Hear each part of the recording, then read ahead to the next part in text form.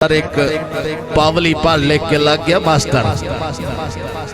पावली पढ़ लेके के लग गया मास्टर। पहली दीवार स्कूल गया, ब्लैक बोर्ड ते लफज लिखिया एम, स्टूडेंट लतीफा। ब्लैक बोर्ड ते लिखिया इंग्लिश का लफज है एम। एम लिख के बाला ने पूछता है बेटा ये क्या लिखा हुआ है?